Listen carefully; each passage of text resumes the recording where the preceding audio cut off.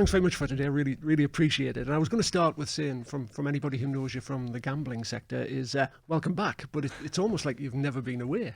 Yeah, I guess so. I mean, I'm actually not quite back yet. Sort of a holiday, if you like, a vacation in the middle. But left Stars and in the summer, and then if the merger goes through, I'll be joining the board of the combined Flutter Stars entity.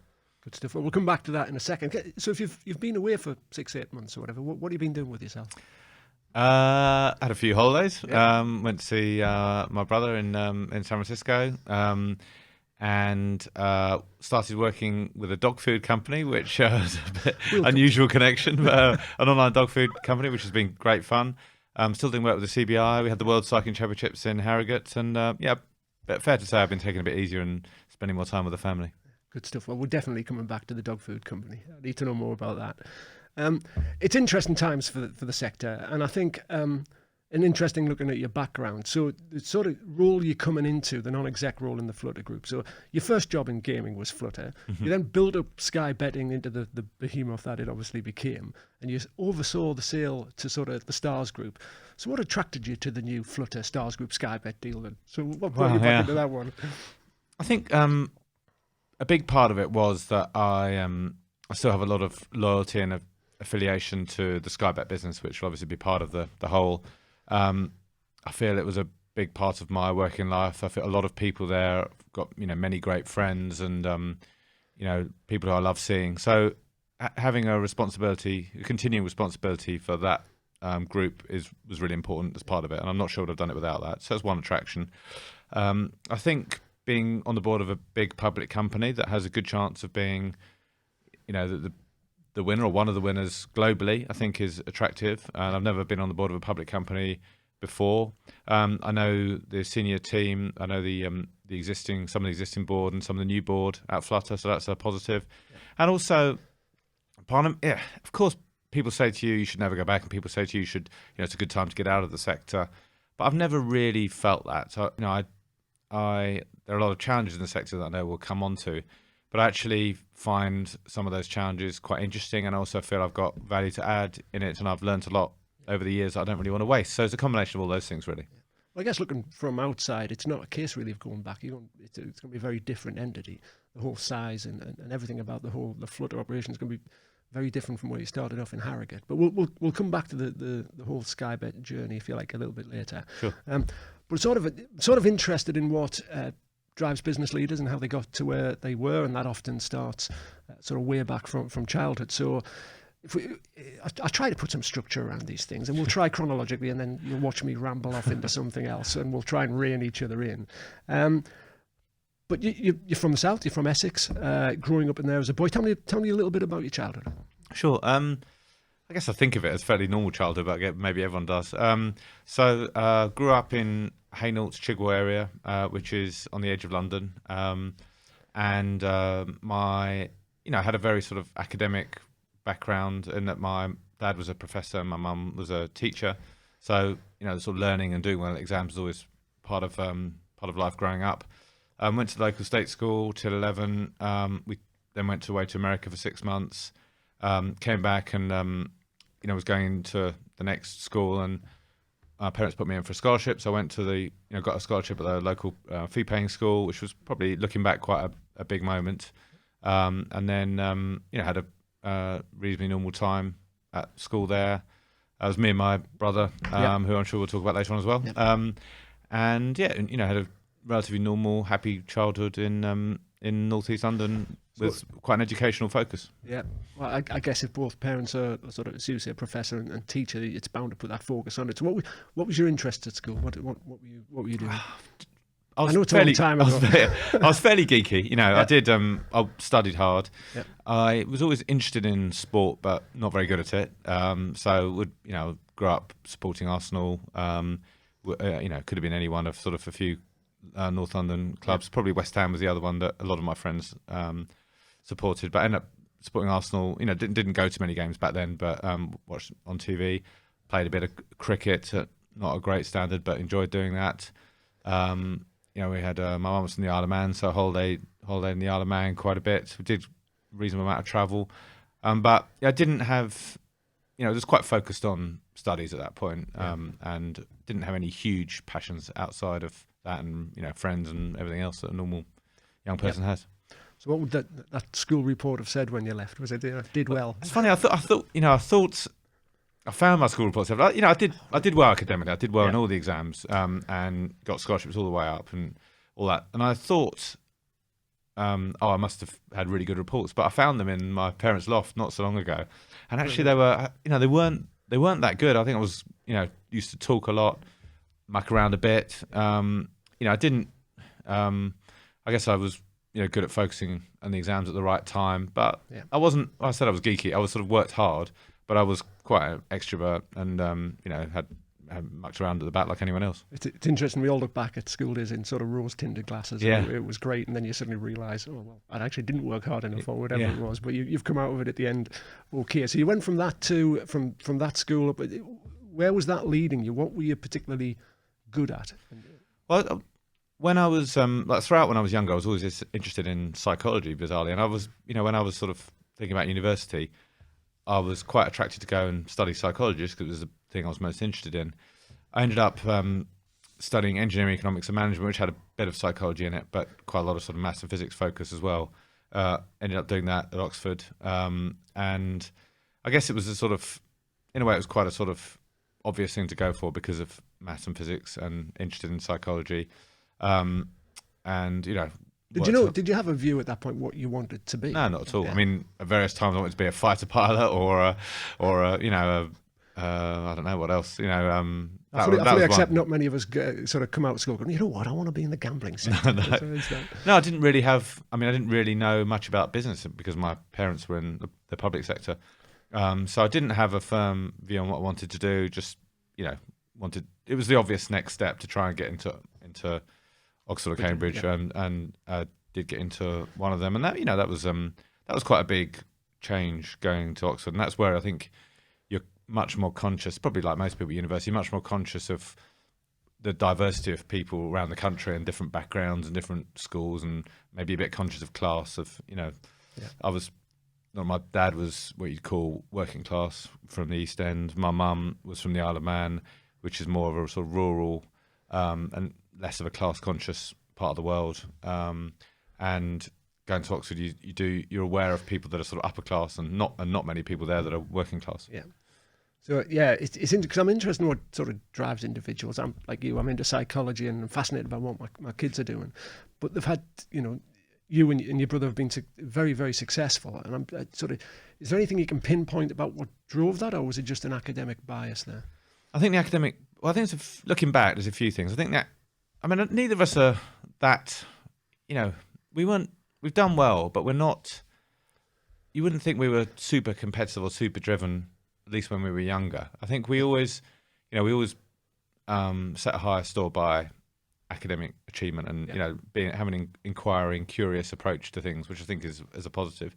I think also we were all, because we had quite a we had my mum's side of the family and my dad's side of the family were quite different, so we were able to always able to get on with different types of people. And I think that was helpful, but neither of us, I think, were super focused on climbing up to the top of any tree or making zillions of pounds of money or anything like that. I think we all just wanted to do our best and make the most of our abilities. And our parents, if they did instill anything in us, it was a bit about being curious and having a inquiring approach to things and making the most of what you can do as well.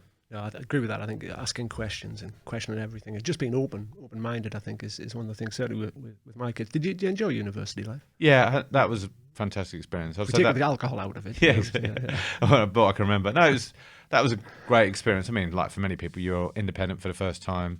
There's lots of, we could make a whole podcast about experiences at somewhere like Oxford, but it's a privilege to go there in a beautiful place where you have a lot of, if you want it, you have a lot of attention from the tutors. You live in these colleges, you meet a huge diversity of people from all around the world. I mean, it's a fantastic experience, and I'm really glad that I got the chance to do that. So when you came out of that at the end, what was the the next step? Because there's a fascinating story around there about being in the US on the Bill Clinton trail. Well, yeah, so I did that. I didn't really have any. I was sort of a bit like, what do I do now? Yeah.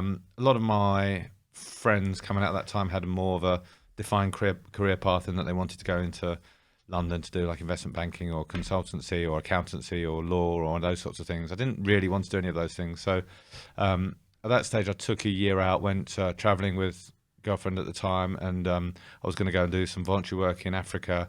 I worked, which didn't happen for various reasons. There was flooding where we were supposed to go, and ended up working for a professor out there. And I really didn't know what I wanted to do. I didn't really want to sort of jump straight into the workforce then. So applied to do a public policy master's degree because I wanted to study abroad.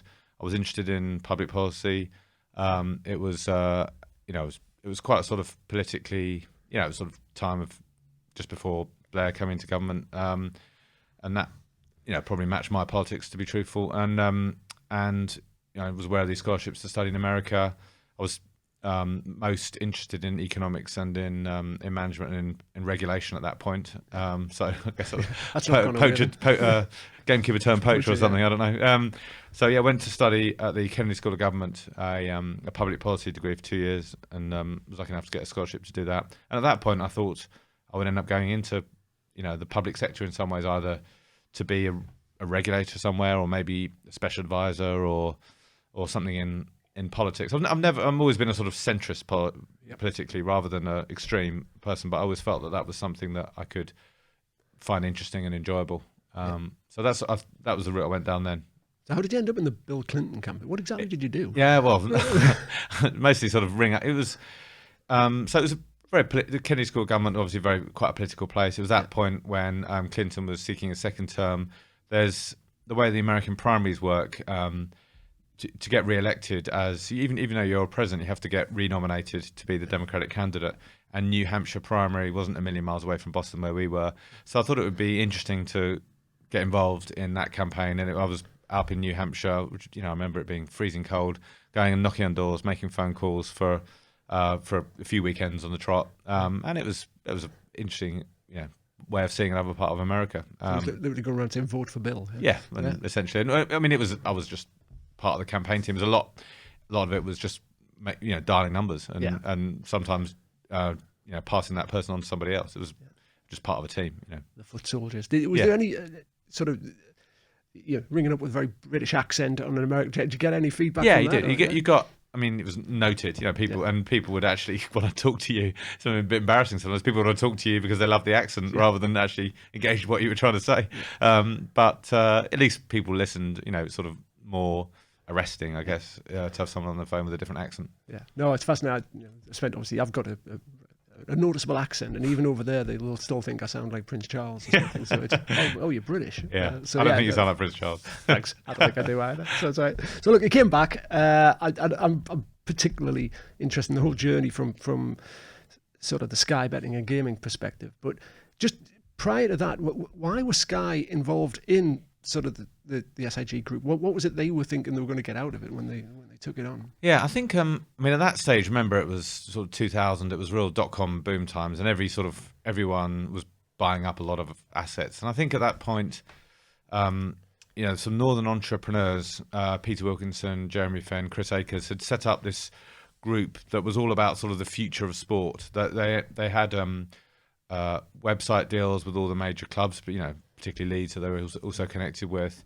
They had a tiny betting business. They had Opta, which was stats. They had Planet Football, which was a sort of hosting and content business. And the idea was that this was something, they built this up as something that a company like Sky had to be involved with and had to own to insulate them against the risk of, instead of satellite TV being the way people consume their sport, for it all to go down clubs and broadband. And in reality, a lot of those were good ideas, but many of them were sort of 20 years too advanced, because even now, that hasn't happened even now. So they set up this group that included betting, but betting wasn't the main part of it. Yep. Sold it to Sky for what seemed like a crazy amount of money at the time, £300 million.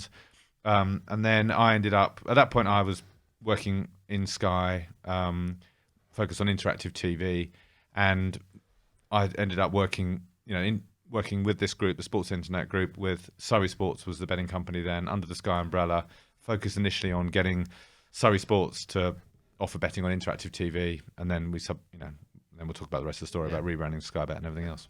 Because the real area of real interest is sort of the different cultures, and we'll come to the Flutter one in a bit. But you've got Sky on one hand, and then a betting company on another. What were those early board meetings like? Yeah, well, at that point, Sky was a sort of corporate professional business, and the Surrey Sports business, which was where I was focused, was up in Harrogate. It was a pretty small company with, I don't know, less than 100 people. And a lot of the people that were in Surrey Sports had come out of William Hill. So those early entrepreneurs that I talked about took people out of William Hill to start that up. And it probably had, the culture at that point was largely that of William Hill at the time. There's a big telephone betting focus. There was a big focus on trading. Some great people at that time, but quite more like your sort of traditional betting company than Sky, which was, tech focused and modern and probably more southern, more middle class, I guess, blah, blah, blah. Yeah. Well, talk us through that, because I encountered sort of SkyBET early on in my, I've been in the industry for 11 to 12 years. It was one of the very first appointments and meetings that I had, and I'd been promised all these exotic locations, and I had the Tote in Wigan, and then I had yourselves in Harrogate, and was it an old electricity? Yeah, it wasn't. Yeah. So talk me through that from the start, because the journey's been great, and you've ended up in this fantastic place. But in those early years, just tell me about how that sort of evolved and then how that changed. Well, as you remember, the culture then, we had, when we first started, we had 2 rooms in quite a sort of, it wasn't a posh office. Yeah. And we had one room, which was a trading room that was set up like an old traditional telephone betting focused trading room with all the traders in one room, and this is what they used to call the goldfish bowl, and you can never go and speak to the traders because they were all super busy setting the odds, all faced with this, and then there was a lot of sort of telephone operatives all facing this massive bank of screens that constantly showed horse racing. Almost that telephone betting business and the trading part of that was what drove the business. Yeah, we had a website, we had an interactive TV site, but they were pretty much ignored. The biggest focus of the week would what would be in the Racing Post ad and what would be in Price-Wise, and which horses were going to win, which it was probably like the William Hill room that many people had come from. So it was an old-fashioned telephone betting horse racing business with a small number of quite high-staking clients, with no real tech, digital, social media focus. So when did that start to change, and what was the driver behind that then? I guess that was partly what I brought to it. A lot of, I think, what I brought to it. So, at that point I was working for, and to be fair, Nick Rust, who I was working for at that time, was quite progressive, and he'd come from the, I think Ladbrokes at the time, come from the e-gaming, as it was part then. He'd started some of the moves towards this and, got me more involved in the company. I think the combination of that and Sky taking more of an interest, and then when Nick left, I took over. We really accelerated that dynamic towards a tech business. And my brother that you mentioned, and we'll talk about later on, I was influenced by what he was doing in San Francisco at the time, also influenced by a time I spent at the FT website and Flutter, which was so for you this was all about being online then? Yeah. For me I thought, well, the way for this business to be successful, we need to rebrand it from Surrey Sports to SkyBET and make it a digital business. Be as good as, at that time it was Blue Square, and Bet365 came later, as did Paddy Power. They were the leaders in online betting. We needed to be as good as they were at all the digital stuff that we can talk about at length, tech, product, marketing, and we also needed to make the most of being part of Sky, which is about branding. I was going to say, because you mentioned obviously the William Hill side and the Paddy Power all had sort of retail focuses as well. You were never tempted down that route? It was always digital? No, not really. A good decision now. Yeah. we were never close to that. Occasionally you get people coming in and pitching that we should open some shops, but we were never close to doing that, because I think, it was my belief, even back then, that betting is such a transaction that's well suited to internet, and obviously even more so to mobile, that there's no real, there is perhaps a role for betting shops eventually, but a lot of, at least back then, a lot of bets that were placed in betting shops would have been placed on phones if people had them then, and they developed over time. Yeah, well, we may come to the retail a bit later on, but I think it's well documented and it's a fantastic rise for the company. So, but you were there throughout that. So what's sort of what you're most proud about that? What's the best part of being in that role? There's so many fantastic moments, but I think that it's almost a cliche, but I think that the culture we created was the reason why we were successful, and the fact that it was a great place to work for most people most of the time is by far the thing I'm proudest of, and that's what made us successful. We over time, it was a lot about, God, when I first started in the job, I was probably a bit out of my depth, quite young, and I wanted to sort of make every decision myself. But then over time, you realise that it's much more, your job in that role is much more about building a good team. And then after that first sort of top team is in place, building the rest of the tiers and building a culture in the company that had all the right aspects for a digital workplace. And we did that very consciously, and I had the luxury of having quite a long time to do it because we were largely ignored by Sky, and as long as we kept ahead of most of our targets, they left us alone. So over a 5-year period, we built the team from top to bottom, built the culture from top to bottom, moved everything to Leeds, and eventually it became a business that I was very proud of, and it was exactly what I envisaged it to be 5 years before. And all the sort of course, not everything's perfect, but all the sort of feedback you get from people that have worked there and people that built their careers there, and the products that came out of that, and the good customer experiences that came out of that, that was all fantastic. I think it's interesting watching a company grow, because there does seem times when people who've taken that entrepreneurial spirit at the start can get to a certain point before they either get frustrated by the sheer size and political nature of it, and then they sort of diverge away from that and either leave and go and do something else. But you've seen that through sort of some real transformational change. What's the most, I guess, notable part of that? Because you did go from the offices in Harrogate to those brand new offices in Leeds, and then it grows bigger. It must have been a fascinating journey on that. Yeah, it was. I think like anyone that's gone through that journey, you have to play a different role at different times. And in the early days, I was very much all over everything, and probably too much, and all over every detail. Annoyed everyone, and instead of sort of trying to, one thing I had some coaching and mentoring over that time, which is really important. And instead of focusing on the problem, you focus on getting other people right and the team right, so that they solve the problem. Was there one particular point there where you went, I can't handle all of this and keep that going? Was there? There was, and actually, reasonably early on when we weren't being that successful, and I guess one of the reasons why that transition over time has been smoother than some is that I think other organisations that are very much driven by a founder or an entrepreneur that makes a lot of decisions throughout the first 10 years of a company's life, and then it gets too big. That's a difficult transition.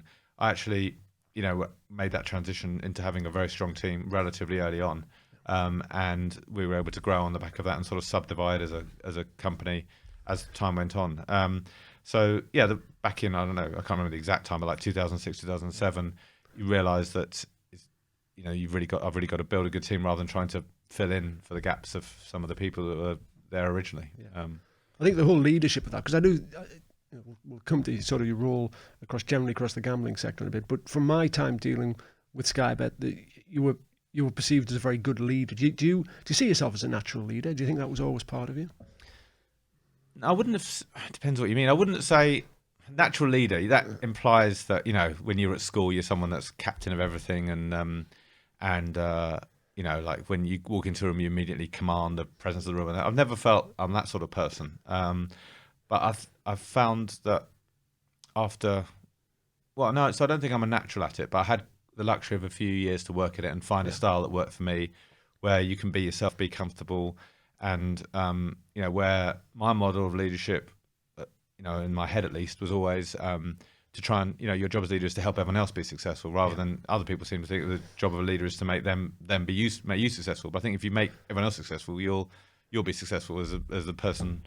Yeah, but I think that's definitely true. I think the people who tend to start up their own businesses reach that pivotal point where they'll either keep going on as it's all about me. Don't get me wrong, be very successful, or you realise to get to a certain size, I think you have to take everybody with you and start handing out those rules elsewhere, and that's what then makes that sort of the bigger step up of success or not. So and that was just that was an important realization. There's sort of myths, a lot of myths around leadership that you have to almost unlearn or forget or sort of put away. And I think that sort of 2006, 7, 8 time where I managed to, through help of others, dismiss all that and not be telling everyone what to do. That was when we started being successful. And that was when I was difficult to give that away though after a while, isn't it? Yeah. So any good examples of where you got it wrong? Well, yeah, loads of things we got wrong. I mean, originally, as you might recall, the focus of the company was interactive TV. So it grew for a while, but then didn't really take off. So that was a sort of big decision to move away from that. We also, we focused a lot on, we had this sort of TV game channel called Sky Vegas Live. Do you remember that? Yeah, I do. Again, that sort of, started okay and then didn't really carry on. It was expensive and didn't really take off. So that was 2 areas that we got wrong. It's interesting because there's sort of analogies there, I guess, with football managers. Is nowadays they don't get time, and nowadays would somebody get that time to make those mistakes? And I don't think so, yes, because if you have that support or a lack of focus, maybe if they were just letting you get on with it, you can make mistakes, and everybody gets better learning from those. Definitely. But in that instance, I think it'd be difficult to see now somebody doing that, getting it wrong, and being given that chance again. Yeah, I think it's true. Like any journey, you have an enormous amount of luck along the way, and there were times in the early days where we missed targets, and there were times when we could have been sold to someone else, and it may never have happened. And I was lucky that we just about stayed ahead of most of our targets, and where we didn't, we sort of weren't in the main focus of Big Sky, so I was afforded the luxury to make a few mistakes. I always remember that, Big Sky and Little Sky, back in the day, as they say. So just on the transformational change, before we move on to something else, what was the biggest challenges? Because not many people have come through that way of coming from a smaller company into what was a very sizable company. Is there any 1 or 2 particular things you'd give advice on to anybody else? I mean, there's so many things. I think some of the sort of specific challenges that we had were recruiting, but really recruiting the right team into a gambling company in the north of England was a challenge. In Harrogate. In Harrogate, yeah. And we were flexible enough. We had some, like our CFO at the time was now the CEO, Ian. He lived in Scotland and he travelled down. We had a really important guy, Ted Moss, who was living in Ascot and commuting up on a weekly basis. We had a couple of other people in the team that commuted in and out at various times. So being flexible enough to accommodate that was important. Having the right people and making the job work around them. Yes, and definitely not being too sort of rigid about that. Being flexible on that was important. I'd rather have the right people, even if you only have them physically there for 3 or 4 days a week. It's interesting, sort of 50, because now that's sort of perceived as the right way to do things. But I guess you go back, as you say, 2006 or even before that, that was probably not the way most business was done. You had to be office focused, to at least be around. Yeah. So interesting to see that you sort of taken an approach that's pretty common now, but 15 years ago. Yeah, maybe. Yeah, we were pragmatic about that. That'd be one thing. I think the whole building the team and not trying to do everything yourself would be another one. I think the other important thing that we had, partly by judgment, partly by luck, is the right mix of people from the industry and from outside of the industry. I think that's really important, and we wouldn't have done what we've done without that. We had like half the team were from the sector and half the team weren't, and we didn't have any sort of silos between those two. And that was really important. No, I absolutely agree with that. I think it's one of the things I tend to go on about is there's many of the operators out there who it's gambling people and that's what they've done, and whether they've moved around between different operators. But I just think it's critical for sustainability wise of just bringing people in, whether it's from banking or other regulated sectors or just different ideas. And nowadays it's customer engagement, user experience, rules we would not have seen 3 or 4 years ago. But truly, we should learn. And I still think there's a sort of reticence to do that in business. It will all be the easiest thing to take somebody who's worked for one of the operators, but it's about bringing other people in with the different ideas, I think. Yeah. I think the Sky brand gave us many things as regards customers, but also as regards recruitment. There are people that we recruited that came to a gambling company under the Sky umbrella that they wouldn't have gone to work at William Hill or Ladbrokes. Nothing wrong with those companies, but because they perceive that as more the gambling. Yeah. Do you think that's changed now? Because you've driven a huge change in, say, Yorkshire, and we'll come to Yorkshire in a bit, but certainly in Leeds and in Sheffield, where the two offices are. And you're in a real battle for the talent that's out there from a technology background. So you see less of an issue around the fact they're coming to a gambling company, or do they perceive that as different? I think there has been less of an issue over the last 5 years, but I think in the last, year or two, when there's been a lot more negative headlines around gambling, which I'm sure we'll come to, I think that has made perhaps it harder actually than it it sort of has gone. It was hard, then it was easier, and then it's been slightly harder again. That's interesting, because it definitely seems to have ramped up the negativity, the toxicity around the sector, whether that's political or media. I sort of look back, because I was never into gambling before I entered this industry 10, 12 years ago, and it was always seemingly people's perceptions were it's harmless, it's a bit of fun, it's entertainment, and yes, there was the issues, and we'll come to those. But certainly, I'd absolutely agree, the last couple of years have been relentlessly negative. Yeah. Do you think the industry's doing enough to tackle those particular things? Because one of the reasons I'm very much interested in talking to you is you're one of the few who would put the head above the parapet and sort of tackle the issues head on. We could literally go through any other company. Nobody, certainly at your level, at sea level, would get up and not necessarily defend the industry, but tackle those things head on. Was that a conscious decision for you to do that? Yeah. I mean, I thought, like you were saying there, I think that there are issues around gambling addiction, problem gambling in particular. I think those are the where running a company, those are the ones you're most conscious of. And I think for a long time, people in the gambling industry have sort of ignored that, or said that it's not our problem, or said it's up to people, who are addicted to be more responsible. I think that, and I think in addition to saying that's not our problem, they're also very quiet about the maybe putting forward the positive aspects of what we offer. And they just sort of went into a bunker and felt they could never win any of the media discussions.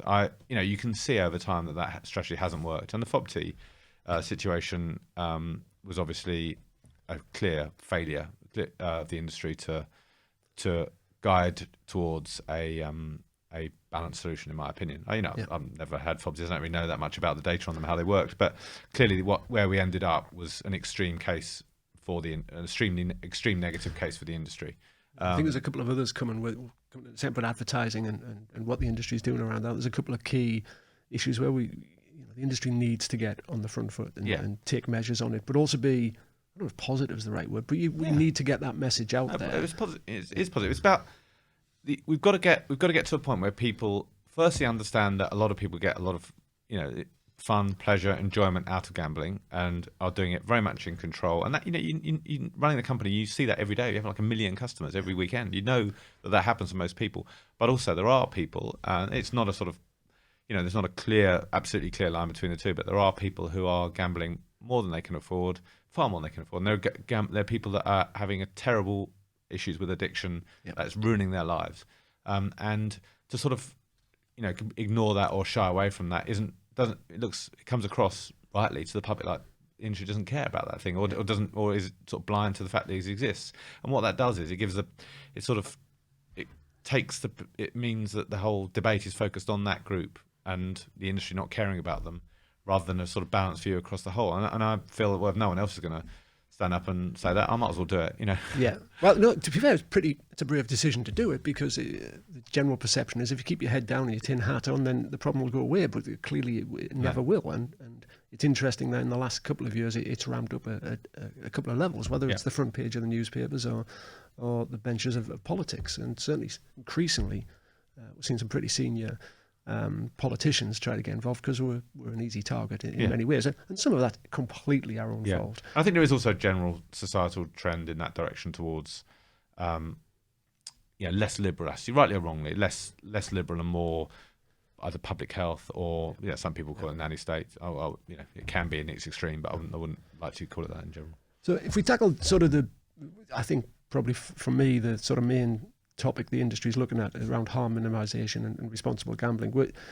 About a year ago, 8 months ago, we saw a lot of interesting sort of innovation coming up with companies doing their own thing, whether it's operator A doing one project, operator B, but there was no real joined up. They were all launching their own problem gambling, solution safer gambling. None of those were joined up. Now, simply that can't be the way that we're ever going to solve this.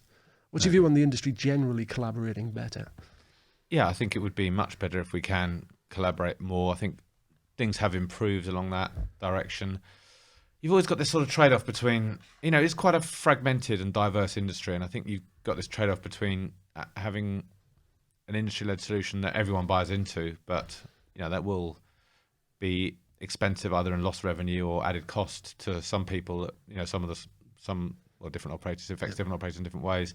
But I think we're only really going to get there with a smaller group leading the way. But even that's been hard to get off the ground. And I also think that, I don't think pure I don't think the industry is going to get itself to the right place purely on its own. I do think we need a bit of the sort of carrot and stick of regulation to get us there. And I think, but I think it needs to be done in a dialogue with the industry as to, at least certain parts of the industry, as to how best to get there. I know that the anti-gambling groups will be very critical of that. They'll think that the regulators become captured by the industry and don't take the interests, don't take the interests of gambling addicts fully enough. But I think regulators shouldn't just follow what the industry says, but I do think regulators should listen to the industry and also listen to the critics of the industry and guide the industry towards a better solution, which will be in the interests of the whole industry through a mixture of carrot and stick. No, well, the self-regulation question is really interesting. I was on a debate a week or so ago where it was the chief compliance officer at SB Tech was suggesting and was saying, we've done lots of good things. And the fact is, I think for me personally, the nature of the industry and the toxicity around it means self-regulations, people are just going to look at it and think, well, they would say that, wouldn't they?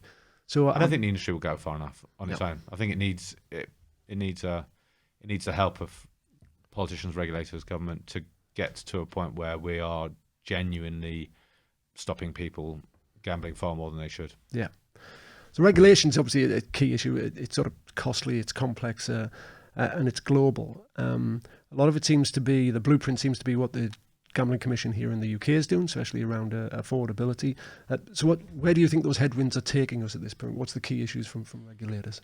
Yeah, I think that sort of philosophically, the Gambling Commission is going about it the right way. I think that the right approach is to look at affordability on an account basis. Well, I think the first step is to have education in place so people know more about gambling, and treatment in place so people who are inevitably, in any society you have, whatever society does, there'll be people that are addicted to gambling, so they need help. So education and treatment needs to be there and much better funded than it is at the moment. We're making steps in that direction.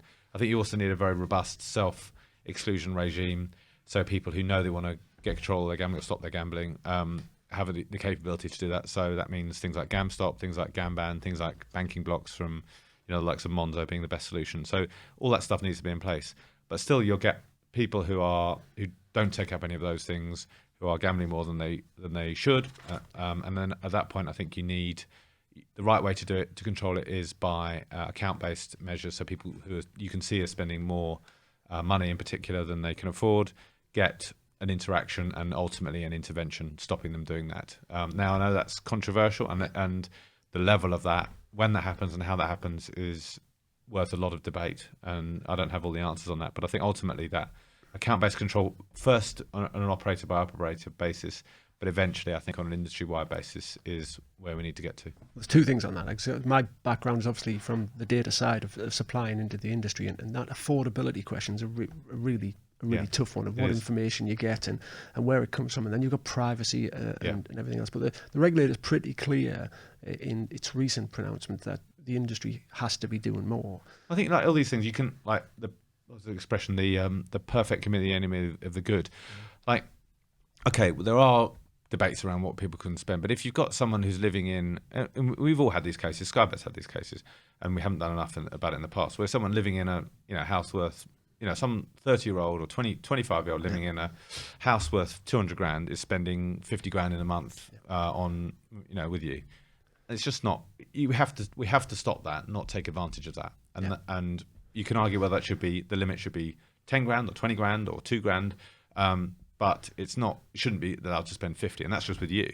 And that's the sort of stuff we need to clearly try and stop as an industry. And there are questions about how much people should have freedom to spend their own money and the levels of ultimately I think if someone is absolutely determined, having had all sorts of barriers put in their way to spend that money, you may not be able to stop them, and maybe it's not right to stop them. But as we all know, at the moment, those people have been, in some cases, have been led on with more and more offers and bonuses. It's been very easy for them to do that, rather than being quite difficult, which it should be, or maybe very difficult. I think for me that it's that sharing of data, because the really valid point there was they might spend X with you and your company, but nobody knows what they're spending with everybody else. And we all know pretty much on average people will have 3 or 4 accounts across a range of them.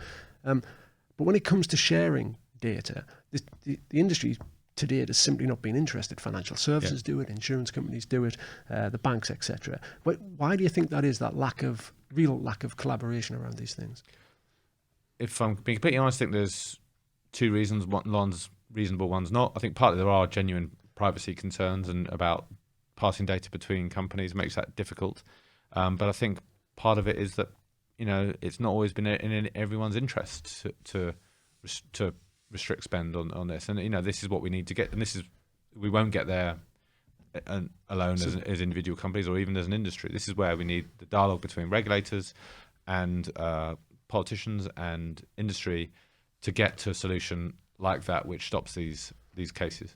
Yeah, so I think you're back to the carrot and stick thing, aren't you? You're back to regulators, and I always looked at maybe the GAM stop, or certainly any self-exclusion project anywhere, as that maybe that first point of you're going to have to share data, and that is there something we can do along those lines, not necessarily use what's there, but just create that shared, trusted environment. Yeah. Because I saw some interesting tech from a company the other day, but whether that works or not is whether they're going to get various operators to join it, because you might have say just for random numbers, you might have a disposable income of £1,000 and you're going, great, I'll take 600 of that. But if he's got 600 across 4, then that's not going to work. So for me, I think I just don't know how we get there. We're an industry that simply doesn't or has not got a background in sharing stuff. And I think, covering your point earlier, people from outside the industry, we need to create an environment where we're much more open about sharing data. And yes, the privacy concerns are one. But ultimately, it's about doing the right thing for the sustainability of the sector. Yeah. Have you seen any projects along those lines? I know you've been out of the industry for 6-8 months, but any projects prior to that where people were starting to look down those routes or not? Yeah, and I think GamStop has been something where people have worked together. The Senate group hasn't been perfect and probably hasn't had as much impact as it would have been good. But there are various projects in the Senate group about sharing data on at what point to intervene and what the best times and ways to intervene are. There was some work done with GambleAware about pooling data and working out what the markers of harm are. All that stuff, which I haven't heard a lot about for the last 6 or 8 months, but that's probably mainly because I'm not in the industry. You're selling dog food. Yeah, exactly. That was sort of starting in the right direction, but I think it needs a proper push, and I think. Like I say, I think it will need the regulator to help drive that. Yeah. Okay. So I'll pick on only 2 more points on that, particularly gambling sector. And then 2 areas that are particularly interesting. One's diversity. Generally, and it's not just male-female, it's diversity in general. But if I was to say diversity discuss, what would your view be in the sector? I mean, it's all relative. I think that if I think about SkyBET versus Sky, it was more diverse, in terms of the range of people we had there. Probably not. Well, I don't know. It's so different perspectives on it. I think I actually think that the gambling sector, in many ways, because it's very international and because it's actually a sector where there's probably a shortage of talent, and there's actually been somewhere where people from many different backgrounds, many different educational backgrounds, many different class backgrounds. And some, in many cases, gender as well, have actually thrived. Perhaps not at the very senior levels, but up in various parts of the company, so various parts of the industry. So I'd certainly think from an online basis or a tech business, we seem to be sort of heading in the right directions. From what I can see, I think the land-based still has its issues, but it's certainly, if you go to the offices you used to work in, either here in Leeds or in Sheffield, there seems to be a really good, diverse spread of individuals that are in there.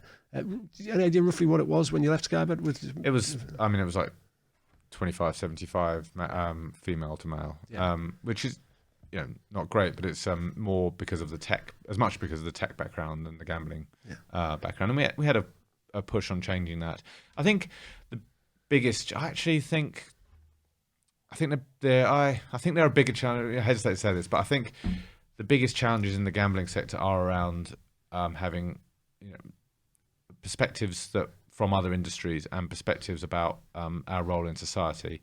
I think those are more urgent than issues around makeup of workforce. Although I do think they're related in some ways, in that the more people you've got from different gender or different ethnic backgrounds, that will bring the new thinking in regards to. So that's it for you. It's about bringing in innovation and different ideas will help the industry grow. Yeah. And if that and I do think that's correlated with people from different backgrounds, and that includes gender and ethnic background and everything else. But it's that it doesn't have, you don't have to go. It's more important to get people with different thinking in, rather than necessarily people from different categorizations, as some of the people tend to do this in diversity. Okay, just a brief thing on the Flutter job, because you haven't started there yet. But so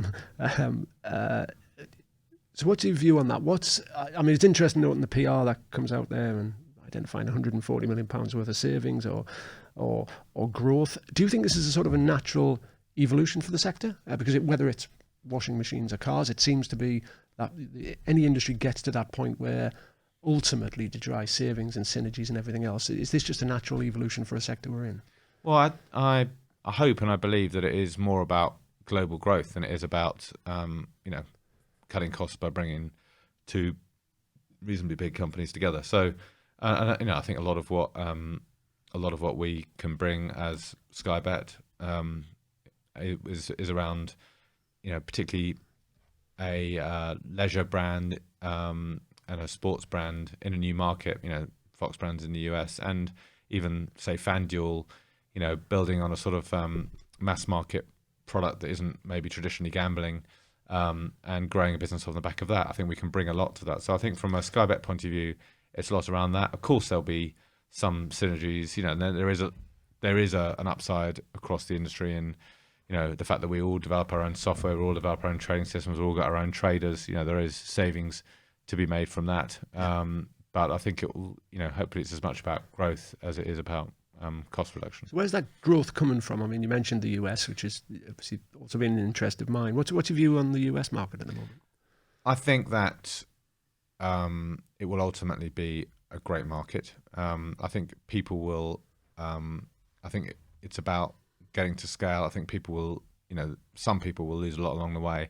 But I'm actually, I'm not saying this because it's sort of the corporate PR, but I think that the new Flutter combination with FanDuel and FoxBet, and the strengths of other propositions around that, e.g. poker, including poker, I think is very well placed in the US, and I think that is that's one of the reasons why I'm excited about the new company. I think sort of my experience sort of 5 or 6 years ago when it was starting to re-regulate, and I was over with regulators over there. The people that invested then, the brands that put the money in, the hard work and the time in them, seems to be the ones that will benefit in the longer run. Yeah. Because they've got the feet on the ground. It was very much, I think, the US brand was the sort of marketing tool, and the technology and the expertise all came from this side of the pond. Yeah, I think that's right. And I think that's still the way it would be. What would be interesting, and you've been involved in a couple of big sort of buyout mergers, do you think we're coming to a point where one of the big brands out there will just go, let's go and buy one of those guys? So an American brand comes over and just buys a like William Hill, for example. Yeah. It's possible. Yeah. I don't know. I'm probably not the best person to ask that. I think that could happen. Whether it would be a good decision or not, I think there's a lot of execution risk in that. You want to make sure that all the technology and the expertise does, gets brought across and applied in the States. And there's the internet is littered with examples where you've got big sort of offline companies that have bought a online company and thought that they would suddenly transform their home business, but in fact the online company has failed and disappeared because they've been ignored by the bigger offline parent, and I think that's a risk. I think certainly if it's an offline company, they also don't get the online bit. Yeah, exactly. And you look at some of the challenges around the big brands here, where they've come traditionally from a land-based environment, it's taken them years to sort of develop into effectively. Well, you ended up with SkyBET, which was a digital-first approach to it, and I think that would be the risk to it, Agreed. depending on where the power lay. Do you think it just seems to be evolving into something just the big brands can do? Do you still think there's a market for either a new entrant or an innovator in what we do? I think it's hard. I have to say, I think, I regret that. I think the reality of the maturation of the sector and the regulatory burden and to some extent the ability that the bigger companies have to, innovate as well and copy things if they start to get momentum. I think that makes it hard for a real new entrant to get decent share, particularly in the UK. So from the size and the scale in the US, it was always whether it was Pennsylvania with a $10 million for a license or whatever it might be. It was all about money. But I think my view is those are set in stone, and the big changes was FanDuel and DraftKings and then the Fox Bet side of things. And I think my view is those are pretty much set in stone now, and the chances of a new entrant to that are pretty slim. I guess you never know. But I was referring particularly to the chances of someone new in the UK. I think the US, you've got more of a chance because it is a new market, you can raise money there, and there is a chance that there'll be someone that we don't know at the moment becoming a major player there, in addition to the names you've mentioned. There's a chance, but I think you have to grow really quickly and be really well backed to get to the right scale quickly. Yeah, but I do think I agree with you. For the years from back in 4 or 5 years ago, when it was really around poker and casino products, it's the lifting of the PASPA ban, the whole sports betting, because the nations loves their stats, loves sports betting, and that has changed the game completely, I think, and that's why it's suddenly. I think I remember when the company I was working for, the day they lifted the ban, our top 4 clients' share price went up by $1.5 billion overnight, and suddenly everybody was getting really excited, and nothing had changed other than they were going to do that. So.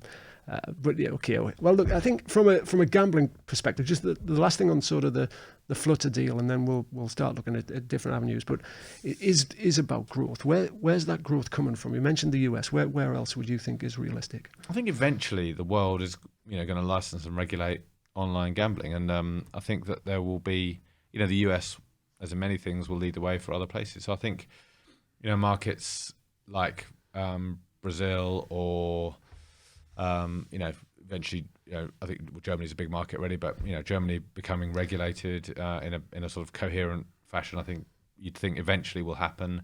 And then Asia, I guess, will probably be even longer, but that could develop as well. So I think that I don't know whichever countries you want to put. I think gambling is something that to a greater or lesser degree happens in every country. But the chances of collaboration between regulators are pretty slim. I mean, I've dealt with a lot, and if you look at exactly 2 great quotes there of Germany and the Netherlands, but in an industry that's supposed to be global, gone from the .com boom to the .co.uk, .de, whatever it might be, it just becomes more costly and more complex. And the role of regulators in the sector I find particularly important, because if you create an environment, you can say Denmark did well and France didn't to start with. So how you create that environment where you both protect the players and make it fair and reasonable, but also create a good business environment, that literally depends on the regulators and the government at the time. It does.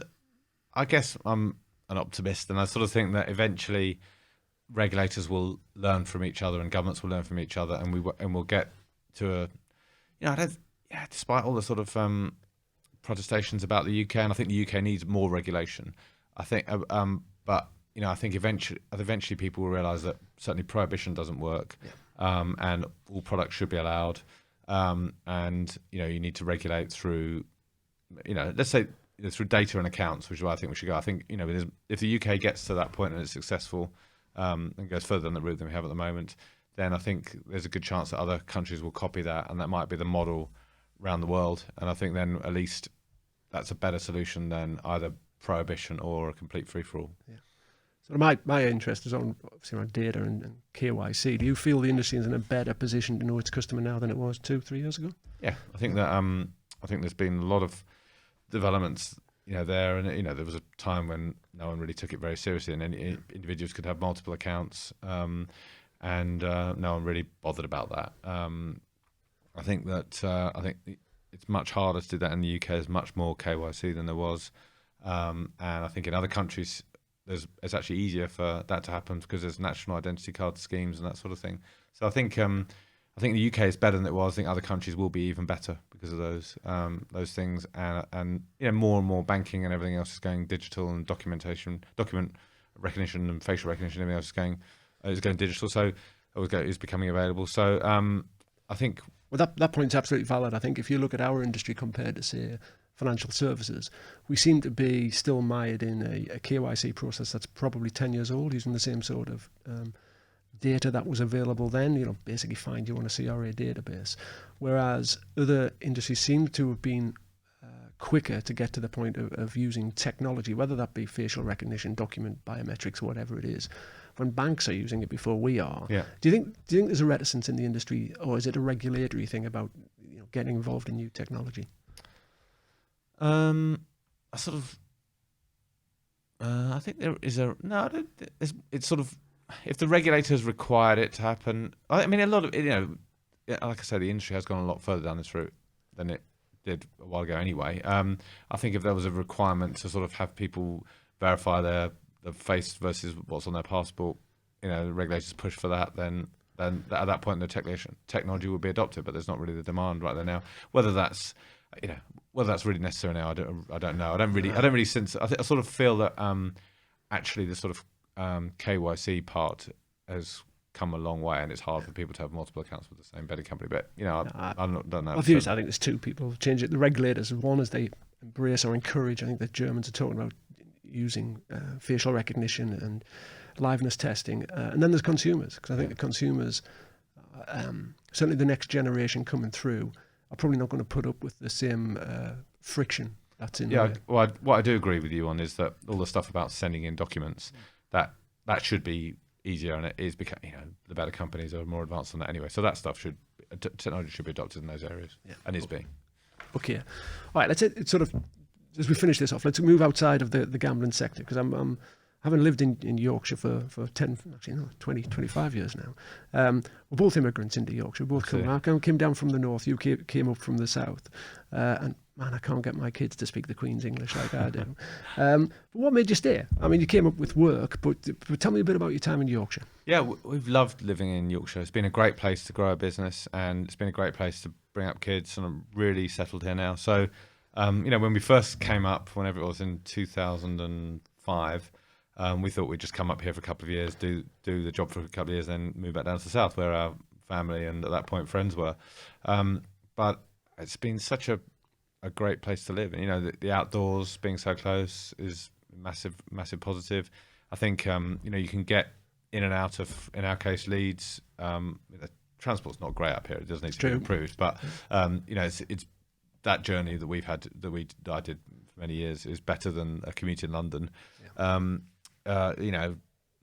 People are friendlier. It's cliche, but it's also true. And it's just a lovely place to live, and feel privileged to have, a lot of friends that we've had up here gave up their career in London to come and have a better quality of life up here with the outdoors and everything. Yeah. I've been able to have both. I've had a great career and living in a great place, and incredibly lucky and incredibly loyal to the region because of that. Not for the weather, then.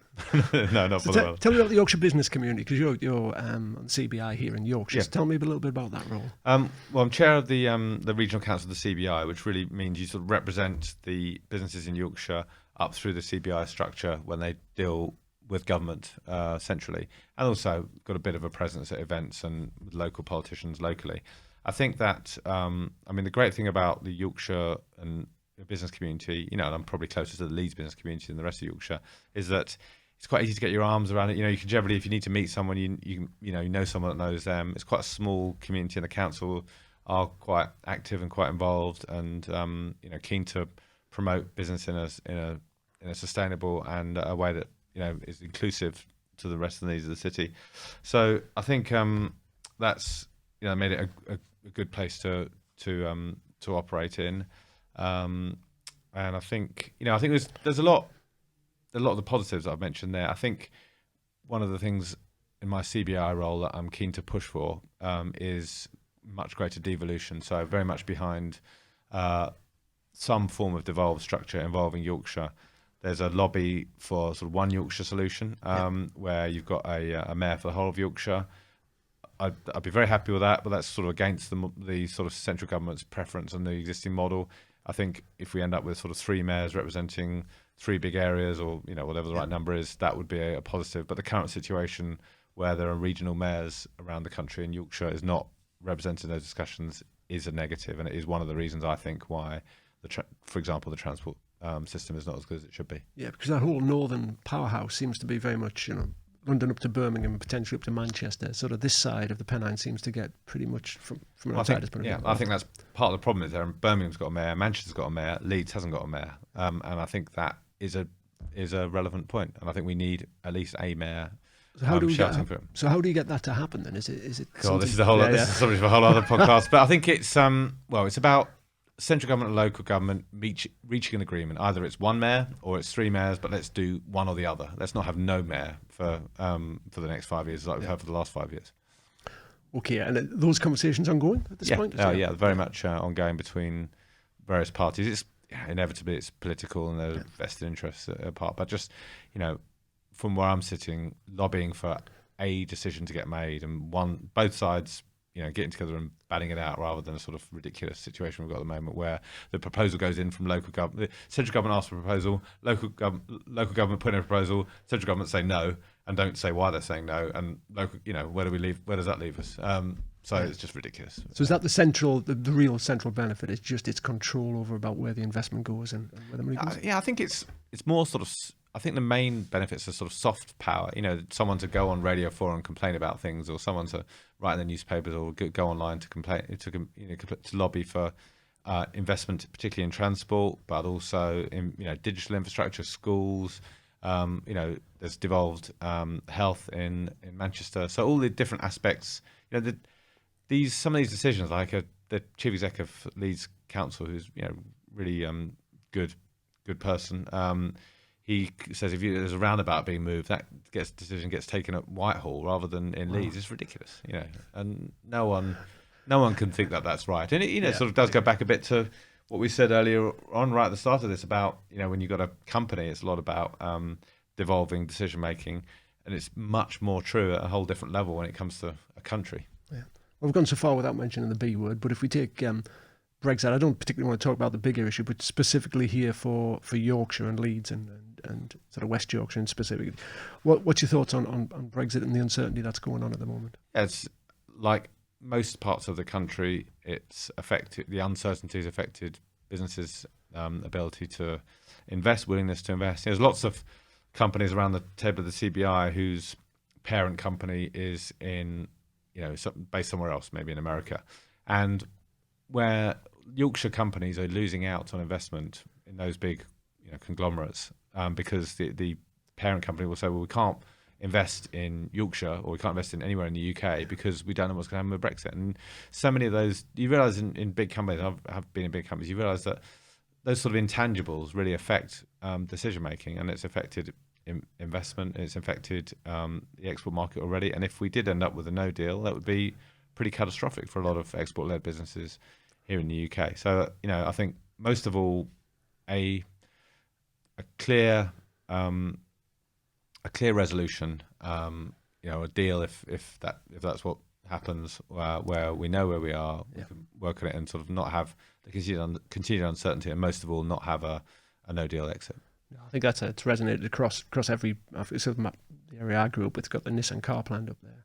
And it's exactly the same. They're not going to invest in that until they know what's happening. So people are regarding it as, say, a project fear. The fact is, it's a big business. If it's not certain how it's going to be operating, you can't make any investment. At that point. What's also, talking to the other CBI members, what's even more clear is that the smaller companies are. Bigger companies are somewhat prepared. Yep. Smaller companies are not prepared. They're just sort of crossing their fingers, and you can not because they're not capable. They're just a small company. You've only got a certain amount of time to do things, and then they think, well, Brexit will let's deal with that when we have to. Yeah. And the reality is, if there is a no deal, some of those small companies will be really badly affected. Yeah, I'd agree with that. Okay, so sort of finish off with a couple of things that are nothing to do with work and not just about Yorkshire, but Talk to me about dog food. Yeah, I haven't even got a dog. We've got a guinea pig. Where did that come from? It was actually originally the connection came via Brian Corcoran, who was in Paddy Power and Betfair, and I don't know how he got introduced to them, but anyway, he invested in them, and he said you should meet these guys. You know, you'll get on well with them. And I met the two guys, Kev and Dave, great lads. And let's do a plug. What's it called? Button Up Box. Okay. Yep. And it's subscription. So it's an interesting model. It's subscription dog food, a bit like HelloFresh or that Harry's Razor thing, where you sign up, you pay a monthly fee, you get a personalised frozen dog food to your door, and you then defrost it when it's time to feed the dog.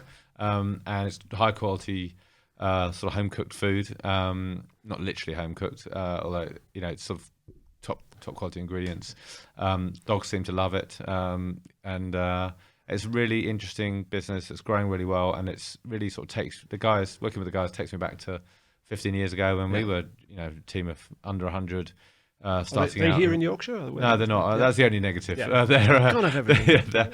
They're London based in the main in White City, and they've got a factory in Burnley, connected with the Morrison's factory there. So that's not a million miles away. Okay. All right. The other one was I was reading about was the UCI, the big sort of World Championship cyclists. Yeah. So you were heavily involved in that? Not heavily. I was a little bit involved. I mean, in that I like cycling. Where we live, you can get into beautiful countryside in no time at all. It's a great way to sort of get out and clear your head. I knew that the World Cycling Champs was coming. Like I said, it's a sort of small community. You get to know the people quite well and quite easily.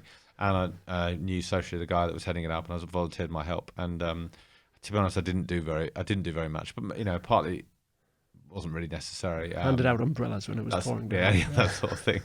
But it was it's been a little bit controversial because it was a 9-day event in Harrogate, a lot of disruption. But for people, it's not got the greatest road system in the world in the first place. No, that's true. But people who are into cycling and a lot about the broader community as well. It was fantastic to have sort of the eyes of the world on a relatively small town for that 10-day period. Yeah, no, I saw it. I'm in Spain at the moment, and it was the same thing. Whether it's Eurosport or following you suddenly go, oh, look, I've been up that road. Yeah. Oh, look at that, it's Harrogate. There's Betty's, all that sort of stuff. It was exciting. Yeah.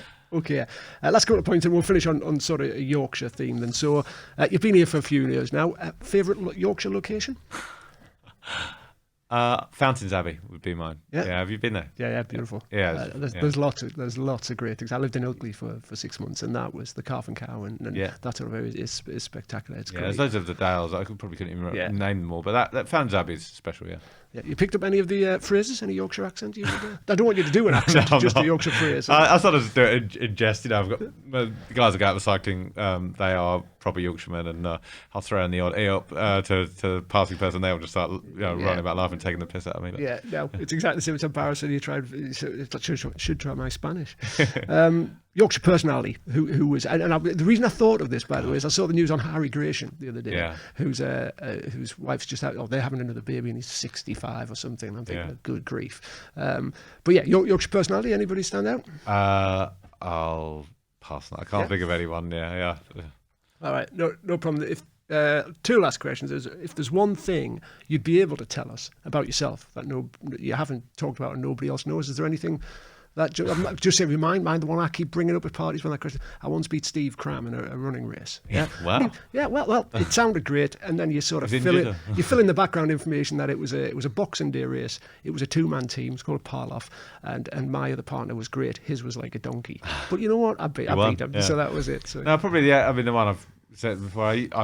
I was in the past a campanologist, which is like a bell ringer, which is a strange thing. I haven't done it for like 30 years, maybe more, but we used to raise money at the local church by ringing the bells for weddings and that sort of thing. So that was I can just about probably remember to do that, ring those big bells in the right order. Yeah, good stuff. All right, last point is you got a big birthday coming up in a couple of years. You going anywhere good for it? I haven't even thought about that. Yeah, what else? Are you offering something? Or? No. A little apartment in Spain. You're welcome anytime. I'm still thinking that's a long way off, but it isn't that far off. It creeps up on you. I can tell you that from the start. Well, look, Richard, thanks very much. I really enjoyed it. Good we cover all those topics, but for your time today and for generally your input into everything, I really appreciate it. Thanks very much. Pleasure. Cheers.